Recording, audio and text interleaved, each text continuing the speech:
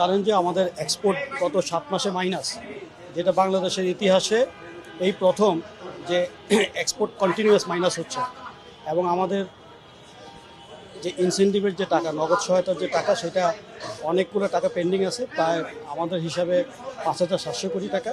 তো সেই টাকা ছাড় করার জন্য ঈদের আগে যাতে শ্রমিকদের বেতন বোনাস দিতে যাতে অসুবিধা না হয়, সেটা আমরা চেয়েছি ওনার কাছে।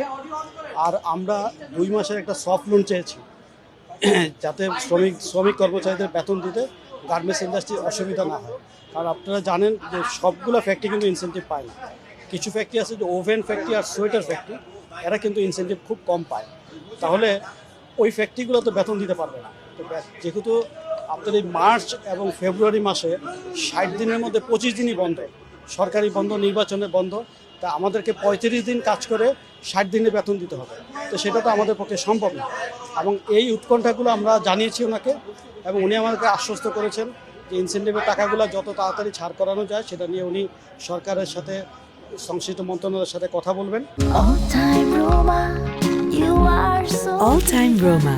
Taste it, love it. এবং স্যালারি সাপোর্ট নিয়ে আমরা যেটা চেয়েছি, উনি আমাদেরকে অ্যাডভাইস করছেন সরকারকে জানানোর জন্য, অর্থ মন্ত্রণালয়কে জানানোর জন্য। ওনার পক্ষ থেকে উনি কোনো নেগেটিভ কিছু বলে নাই, উনি আমাদেরকে আশ্বাস দিয়েছেন। এসএমই আমাদের এজেন্টের মধ্যে ছিল। আর এইখানে এখন যে পদ্ধতি আছে ইনসেন্টিভ প্রদান করার, সেটা হলো ফার্স্ট ইন ফার্স্ট আউট পদ্ধতি।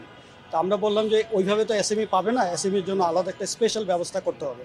কারণ আমরা মন্ত্রণালয়কে এসএমইর জন্য চিঠি দিয়েছি আলাদা একটা ফান্ড দেওয়ার জন্য। আর এইখানে ওনাকে বলে গিয়েছে যে আপনার যে সিস্টেম আছে, সেই সিস্টেমের মধ্যে এসএমইকে একটা প্রায়োরিটি সিস্টেমে রাখতে হবে, যে আপনি যে বাজেট থেকে যে টাকাটা পাবেন, সেই টাকাটা থেকে প্রথম এসএমইকে ডিস্ট্রিবিউট করবেন, বাকি যেই টাকাটা থাকে সেই টাকাটা আপনি প্রায়োরিটি বেসিসে বাকি সবাইকে ডিস্ট্রিবিউট করবেন। উনি এটা অত্যন্ত পজিটিভলি নিয়েছেন এবং কনসার্ন ডিপার্টমেন্টকে উনি বলে দিয়েছেন যে এইটা এইভাবে করার জন্য।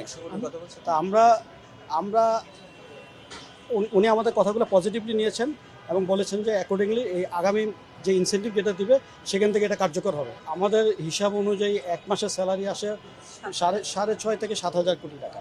তো 2 মাসে 14,000 কোটি টাকার মতো লাগবে সফট লোন, সেটা আমরা ওই ফিগার মেনশন করেছি। আর গভর্নর স্যার কি বলছেন? উনি আমাদেরকে আশ্বাস দিয়েছেন, উনি মোটামুটি খুব ভালো মিটিং হয়েছে, উনি প্রত্যেকটা প্রস্তাবই পজিটিভলি নিয়েছেন। কারণ আমরা তো যৌক্তিক জিনিসগুলো নিয়ে আসছি ওনার কাছে। প্রথমত হলো যে আমরা কিন্তু অর্থ মন্ত্রণালয়ের কাছে প্রথম চিঠি দিয়েছি, এবং অর্থ সচিব যে আছেন ওনার সাথে আমরা বসেছি, ওনাকে আমরা আমাদের এই টোটাল বিষয়গুলো কিন্তু জানিয়েছি। আর অর্থমন্ত্রীর সাথে বসার সাথে সাথে পাশাপাশি গভর্নরের সাথে বসার প্রয়োজন মনে করেছি, তাই আমরা গভর্নরকে একই বিষয় কিন্তু আমরা গভর্নরকেও জানিয়েছি। এটা আমাদের একটা রুটিন ওয়ার্ক ছিল, রুটিন ওয়ার্ক আমরা পালন করেছি। প্রতি ঈদে তো আমরা আসলে ইনসেন্টিভের যে জমানো টাকাটা, সেই টাকাটাই কিন্তু চাই। আর কোভিডের সময় আমরা শুধু সফট লোন চেয়েছি।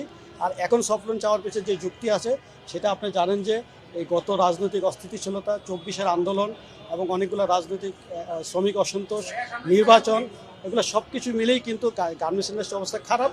এবং ট্রাম্পের যে টেরিফের ইস্যু আছে, সেখানেও কিন্তু আমরা ইম্প্যাক্টেড অলরেডি। এবং আপনারা দেখছেন যে 7 মাস আমাদের এক্সপোর্ট মাইনাস। তো এই মাইনাস অবস্থা তো ইন্ডাস্ট্রিকে রাখা যাবে না। আমরা সেই উৎকণ্ঠাগুলো আমরা গভর্নরকে জানাচ্ছি, সরকারকে জানিয়েছি এবং ওনাকেও জানিয়েছি।